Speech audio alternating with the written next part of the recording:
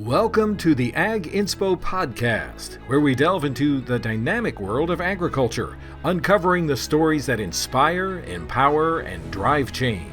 Join hosts Rena and Ron as they explore the journeys of farmers, entrepreneurs, and leaders who are making a difference as they navigate the critical work of transitioning their operation to the next generation. From navigating family dynamics to developing the next generation of ag leaders, we'll bring you the insights and inspiration you need to thrive in today's ever-evolving agricultural landscape. So whether you're a seasoned industry veteran or just starting out, get ready to be inspired, informed, and empowered as we learn from best practices and a few colossal failures on the Ag Inspo podcast. Hi, Ron. Hey, how's it going? Dude, where in the world are you? I am in Centennial, Wyoming, which is about 30 minutes west of Laramie, Wyoming, where the University of Wyoming is. And I've got some buddies in from Florida, and we're just really hanging out and doing what 50-year-old dudes do, which Awesome. is basically hang out in the mountains and have a few beers and then go to bed early. So how embarrassing. You know, we used to be able to stay up until we used to be able to stay up until 1 or 2 or 3 o'clock in the morning, and it's 10 o'clock, and we thought to ourselves, man, we're tired. We got to go to bed. So we rented a UTV yesterday, and we drove all over the mountains and got some mud on ourselves and just enjoyed the beautiful scenery. It's gorgeous up here. I love it. I love it. Well, I'm feeling a little tired myself. We decided to surprise my dad for his birthday. And we took my dad to Barry Manilow. Oh, you did not. And I'm going to tell you, for an 81-year-old man, that dude throws quite the little concert, let me tell you. And it was in the Wells Fargo Arena. And for anybody who's ever been there, that is a huge arena. Thing was packed.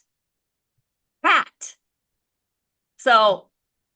And the dude for 81, I didn't even know starts that he late. still I didn't get home till 11. And he played the whole time. He did. He was awesome. Awesome. Had more shiny jackets than any man should ever own. Gonna not lie. It was awesome. John. Well, they were not that sparkly. Well, you know, I have a sister-in-law that is a huge Barry Manilow fan. And that's not a song. That's not an artist that I really think about anymore, but one that definitely has a huge amount of hits. Oh, and huge. Your dad is, well, first of all, your dad is one of my favorite people ever. I think that sometimes during dirt conferences, he likes to talk more than he likes to listen. Totally. And so he's all jazzed up about December, wanted to know if he could come again, just to let you know. So dad will be in the house. I have to be careful how close I sit next to him during those, because I get busted because he likes to talk. Oh, yeah. So, you know, December 4th through 6th, if anybody wants to meet my father, he will be at the Dirt Project workshop in Des Moines. Come and hang out with my dad. We're always looking for sitters for him to keep him entertained and quiet. So, anybody'd like to apply for the job? Sitting thing, but I just can't ever help with the quiet thing. That's the problem. Together and I would have never pegged your dad as being a Barry Manilow guy. Not in a million years. Okay. So it was so great to watch him relive some things. And I will tell you that there are now probably going to be some videos circulating with me singing along, much to my embarrassment. I got a little caught up with a couple of the songs. So I'm going to have to make sure that I have some of those clips handy. We have some of those surface at some point. I'm going to have him send me some, or your sister send me some. Yeah, well, I think this is a great segue, because what I wanted to talk to you today is about relationships. We got to spend some time a couple of weeks ago in Oregon with a bunch of the instructors from the Dirt Project, just having some fun, talking a little farming, talking about succession planning. And it was just the most amazing week. I've never been so tired in my whole life as after spending 4 days with you guys. But it really impressed upon me the importance of connection in agriculture, of having people that you can trust without question to talk about some of the tough stuff, to recharge batteries with. I mean, there was just so many things that came to me. So I wanted to talk to you a little bit about that and just how relationships have impacted your career in agriculture in terms of learning curve. Because, you kind of got at 26, you were in a position where you were probably very alone, very isolated, not knowing who to turn to. So let's talk a little bit about relationships, and for people who are feeling isolated, what they can do to get that real circle of trust of people that they can lean on and just go through life with, right? We're not meant to go alone. We're not meant to go alone, and it's a topic that's massively important. And I think that a lot of times it's overlooked because we get so busy doing what we're doing, we forget about the value of what we can create in the long run. That we get very focused a lot of times on business. And to me, in my book, Make Your Own Way, I talk about three things primarily in that book, and that's communication, trust, and relationships. And without one of those, without the other two, don't work. And they're absolutely critical to each other. But that relationship piece for us, like when you talked about when you just mentioned about how we were alone, and Julie and I joke all the time that we just kind of live on an island all by ourselves out on our farm, because it was kind of, the community was not very excited with what we had done by leaving the family operation. Certainly the family wasn't excited about that. So we just decided, you know what, we're going to focus on us. We're going to focus on a relationship with our boys. And we're going to make sure that when we have friends, that those friends are there for us. They're people that we can trust. They're people that we can share things with no matter what, and that they won't judge us. They won't be critical of us, but they will help us. And quite honestly, that's what Steve and Josh and I are doing up here, that we can sit over a few beers at night or during the day, and we can talk about the things in life that a lot of times we just don't take the time to just wind ourselves down a little bit, because we're so wound up all the time because we're all busy, and we don't really spend the time thinking about the things and talking about the things that are so very, very important. So everything that I do on my farm and my life is truly, it's based on relationships. And what I've had to do is just decide who's important in my life, and how do I effectively spend my time with those people? Because in the end, when business goes away, when transactions go away, when deals fall apart, what do we have left at the end of the day? And that answer is relationships. And so what we experienced together in Oregon when we were with our group was nothing short of completely amazing, because we were able to just go have fun together, let our guard down. And it's interesting how when we do that, there are things that come up in conversation that we wouldn't have like in a formal setting, right? So in a formal setting, we say to ourselves, well, we're going to sit down, we're going to talk about these things at a meeting. But if we're just out, just living life, things come up. And it might be a 2-minute conversation about something. This would be a long, drawn out conversation about whatever the topic is. But sometimes we just need to have that 30-second interaction or that 2-minute interaction that we can really, I think that's where a lot of profoundness comes from, and perspective, actually. And I had some challenges, of course, when we were ATVing all over the mountains in Oregon, and we were there helping some people who were stuck in the snow.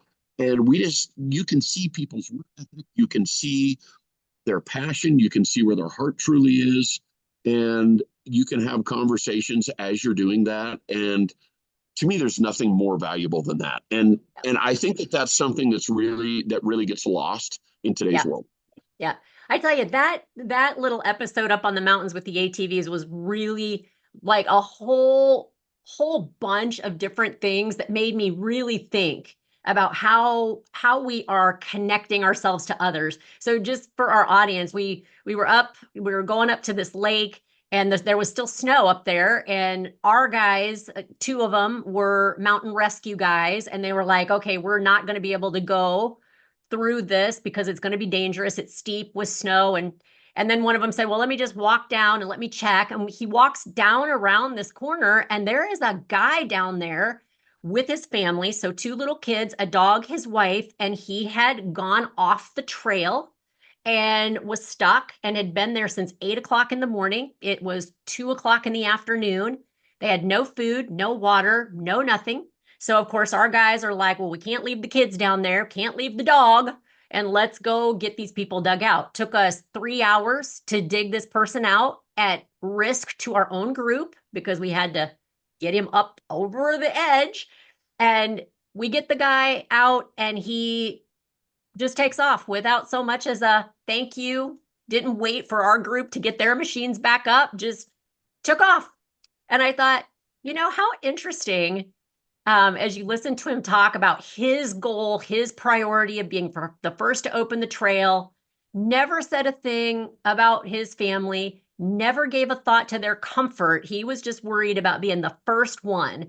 And I think sometimes, like, as we work with farms, you see that a lot where they're so focused on the goal of doing whatever it is that they lose the perspective of what relationships are either being developed or damaged in the pursuit of a goal. And I think that is something that we all need to be mindful about, is like, as we go through life, what is the wake that we are leaving behind us? Is it positive or is it negative? It's a perfect analogy, and it happens all the time. And so for every action, there is a reaction. So it's either going to be positive or it's going to be negative, like you just said. So I think we all look in our own individual communities that I have people, I'll just use myself as an example. I have people in my community that will absolutely, under any circumstance, make sure that they're taken care of. They will run over whoever they need to run over to make sure that they have the biggest farm, that they have the most ground, that they have the most leases, that they're out there in front of everyone to say, I'm the biggest and I'm the best. And in the meantime, you can't have it both ways.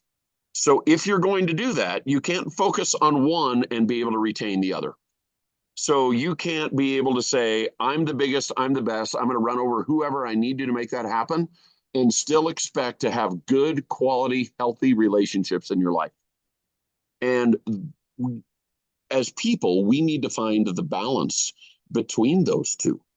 And that is something that we have to keep in perspective, which is why when we get away and we have time to unwind with people who we trust, people who we value their input, why that is so important, because it gives us that perspective that we can get really super wound up with what we're doing. But if we just take a break for a day or two or half a day or a few hours, it's amazing what it does to us. But this methodology that sometimes I see in my own ag community of people charging forward in the sake of what? So you're a big fish in a small pond? Give me a million breaks. That just doesn't make sense, because in the end, what's really important? When you and I did our interview, when we read the audiobook of my book, Your Own Way, we talked about the difference between goals and priorities. Yeah. And those two get confused because they're not the same thing. Priorities are the things that are super important to us in life and the things that we value most, like faith, family, friends, those types of things. Goals are things that we want to actually accomplish, places that we want to go. So how do we strike a balance with those? And in my opinion, one of the ways in which we strike a balance with those is we get perspective by having solid, healthy relationships, because I know that I can call you up, I can call Chris, I can call Todd, I can call our core group together, and I can run anything by them at all. And I know that they're going to give me sound advice, and they're not in a, there's no competitive nature there that we have with each other. It's just good, healthy, positive interaction. Yeah, I think Todd's last piece of advice was, dude, you need to go sit on your porch and think about that a little bit.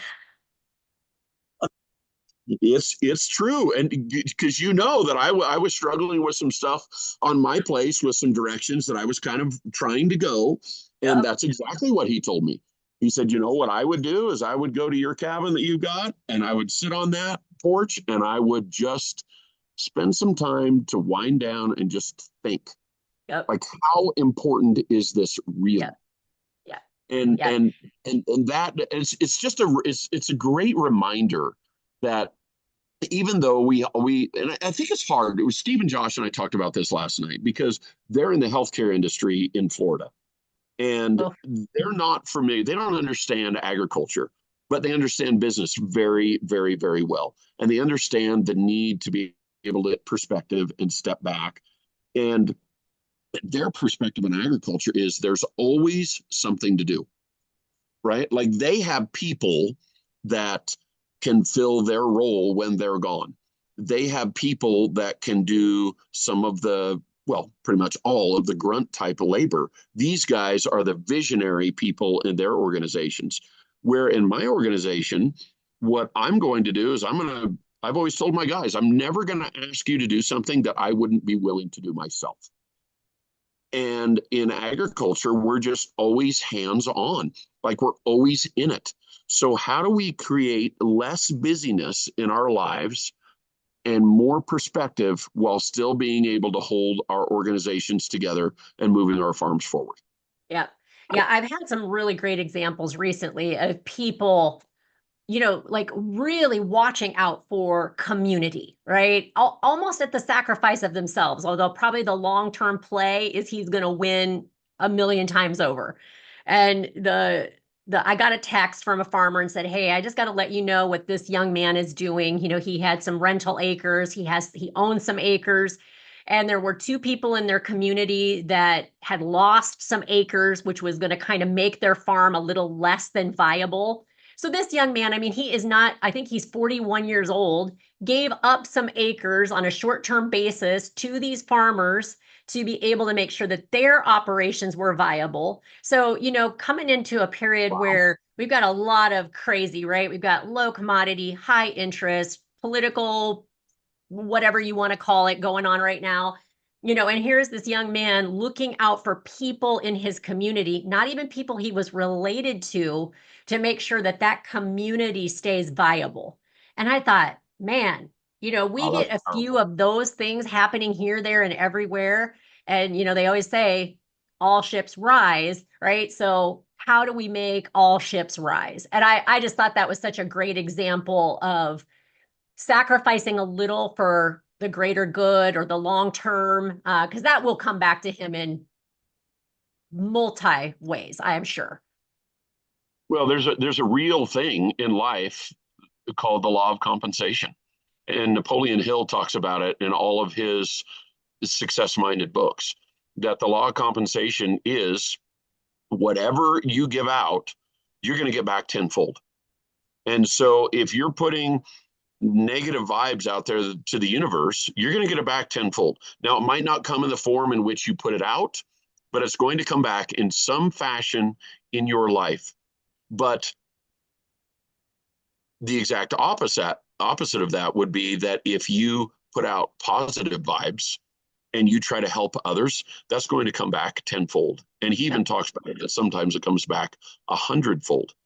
And that is, but it goes back to the golden rule, like, right? That do unto others as you would have them do unto you.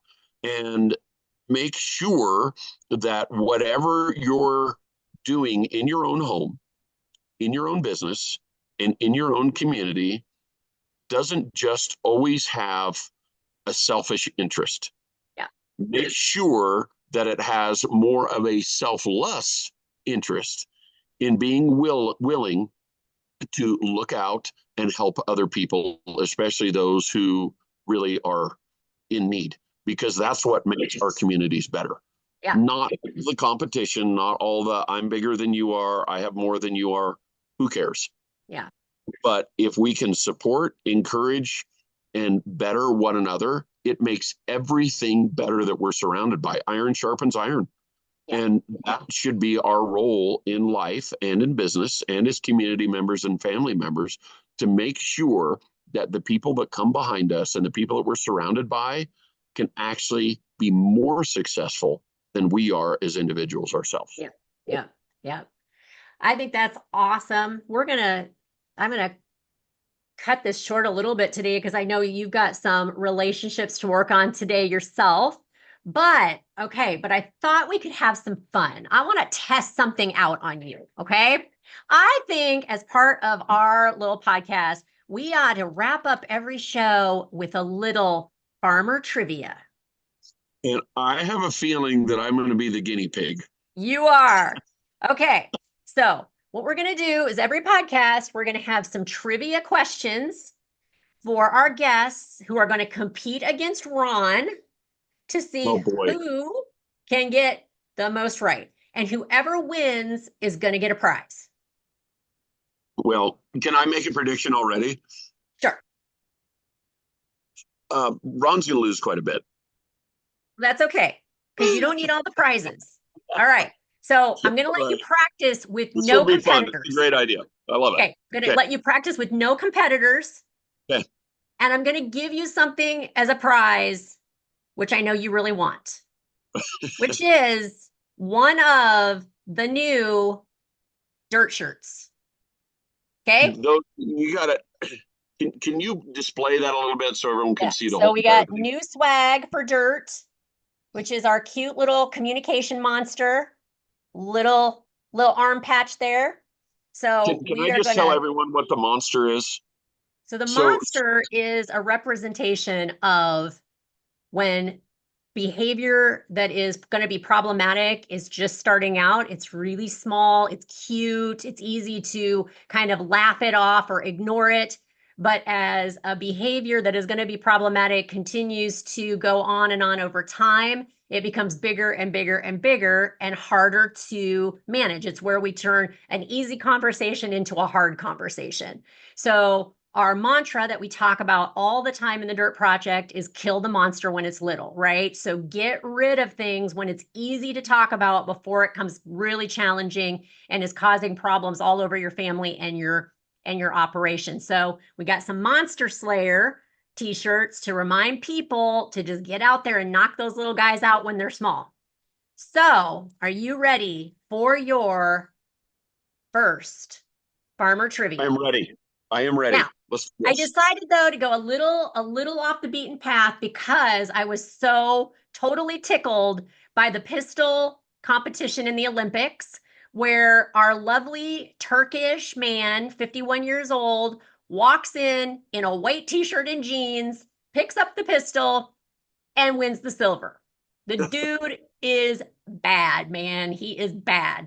So this is your trivia question. It has to do with white-tailed deer. Okay. Lay it on me. Here it is. What state holds the record for the largest white-tailed deer? Oh, wow.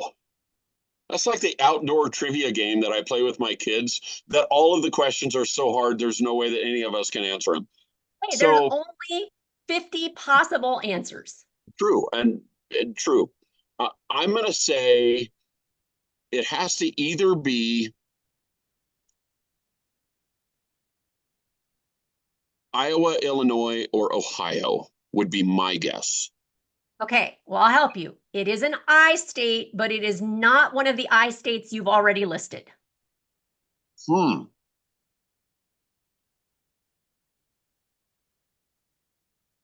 state also looks like a Christmas stocking. I was going to say, how can it be Idaho?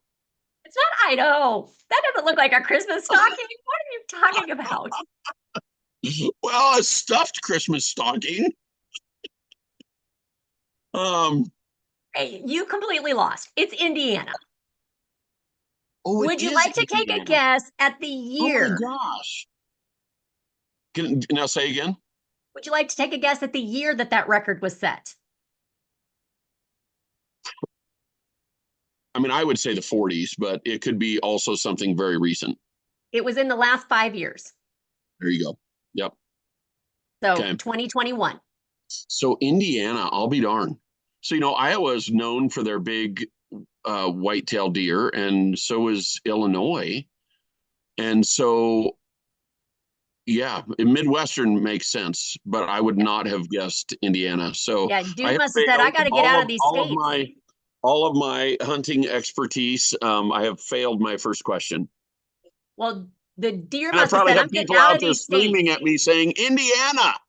I know. Well, the dude was saying, I'm going to get out of these states where we're known to be big, and I'm going to go over to a state where nobody's expecting me to be there. And I'm just going to live out my life. Until he didn't. Yep, he was found. That's pretty awesome. Yeah. All right, my friend. Awesome. Thanks for jumping on to chat with me. We'll talk to you again soon on a next episode of Ag Inspo. See ya. You've been listening to the Ag Inspo podcast with Ron Rabo and Rena Striegel. Find Ag Inspo on Farm Journal's YouTube channel and anywhere you find your favorite podcasts. For more information about today's guest or the resources referenced today, please see the show notes listed below. Join us next time when we will meet another inspirational leader who has taken those small steps to bring about really big change.